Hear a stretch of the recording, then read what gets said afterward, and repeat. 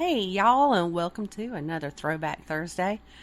Today we're going to be talking about Mother's crazy sister Kate, and I think y'all can enjoy this. This was one of the most popular episodes from last year, so let's give it a listen. Unless you're living under a rock, even if you don't have a TikTok account, you more than likely have seen the makeup videos using the microwave poodle video. The origin of the soundtrack that TikTok users are using is quite interesting and disturbing at the same time. Happening Studios and the Mystery Murder and Magic proudly present Midweek Minis. And here's your host, Andrea Lee. Now, I mentioned there was a soundtrack from the movie that people are using to make these videos, and I'm going to play that for you now. It's weird, but you've probably heard it, and honestly, it's kind of catchy and it'll get stuck in your head, but give it a listen. This one here smells great. Which one? Smells like Mother's crazy sister Kate. Oh, you think so? Yeah, I do. It smells so good. She couldn't have been that crazy. I don't think so. Oh, you don't think so, huh? No. Well, she put her poodle one time in a microwave oven to eat it. Yeah, to eat it? Oh, no. No, no, no, no, no, no, no, no, no, silly. To dry it. No, no, no. But it exploded. And they were both found dead. She must have been out of her head.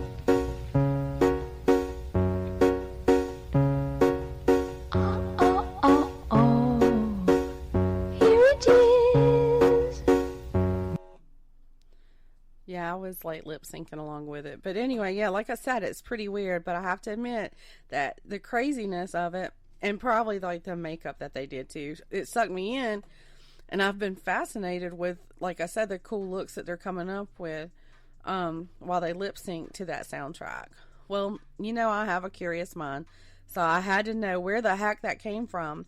And I found that it was from a 12-minute movie called Possibly in Michigan, and it's available on YouTube, by the way. I turned the movie on, and after about 8 minutes, I was kind of creeped out, and it really wasn't graphic or anything, but it was a weird vibe I was getting from it, and you know how I love that, but I just can't let it be. So I started looking more into that, and what I found about the movie is something that I want to share with you today. Now, Possibly in Michigan is pretty much an opera about cannibalism. Yep, cannibalism. There's this masked butler-looking dude that's stalking a young woman through a mall, and then the motherfucker, if you have kids, but he follows her home.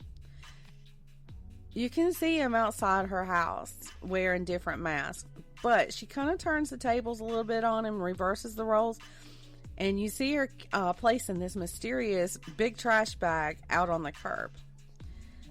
The movie itself was written by Cecilia Condit, and it was released in 1985. Now, she has a way of portraying women's violent and dehumanizing realities through dark humor. The videos often mimic distorted fairy tales completely with these girly sing-song parts like the one that I just played. But in her fairy tales, the females aren't waiting for their prince or their knight in shining armor to come rescue them. These ladies, they rise up and save themselves. And by the end, Sharon and Janice consume the, air quotes, prince, and Possibly in Michigan. Now, I'm sure you're familiar with the name Pat Robertson. He's the overrated, outspoken Christian advocate, and he's also a host on the 700 Club. Well, he wasn't happy with this film, and he called it very lesbian and anti-male. Now, who asked you, Pat? I mean, really.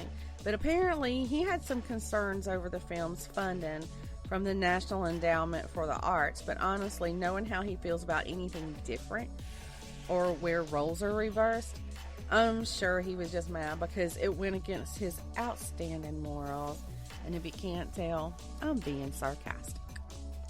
Now, earlier when I said that the origins were disturbing, I totally didn't mean that in a bad way, so I'm sorry if it did come across that way.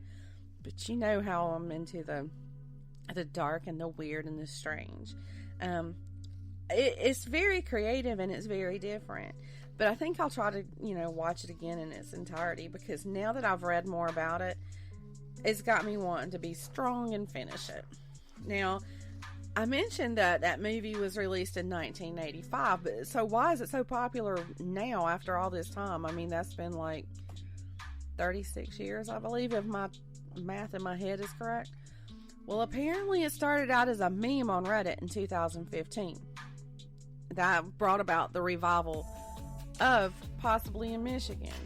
But so far, that meme, I haven't been able to locate it. If you can get your hands on it, send me an email with it at 3mpodcast3@gmail.com.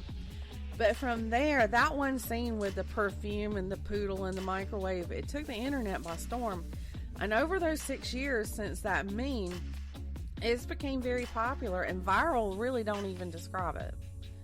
If you haven't seen Possibly in Michigan, I say give it a shot, because, I mean, it's only 12 minutes. It's not like I'm asking you to watch a 2 hour or longer movie. I mean, there's honestly been some big name movies that I have watched, and I felt like, well, I'll never get those 2 hours of my life back again. Now, before I end things for this episode today, I just want to talk about a couple of unrelated things.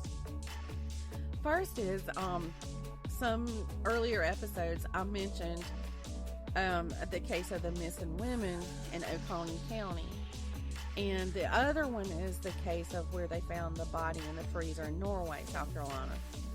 I still don't have anything to update you with, and I feel like in these cases, no news is not good news. I didn't want to just leave you hanging in case you were wondering about either of those cases, but I just wanted to say I can't find anything new. But the other thing, and this is so exciting to me, okay, y'all?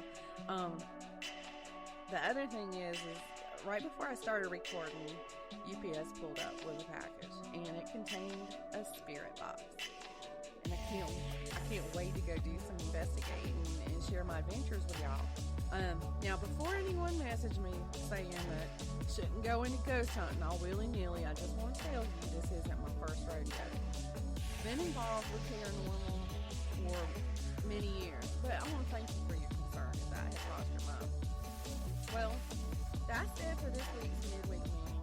I hope you've enjoyed the light that I shed on the TikTok videos. Tune in this weekend for an all-new Weekend Weird Files, and if you haven't, check out episode 13 that just came out on Monday. Have a great week. Gosh, y'all, I can't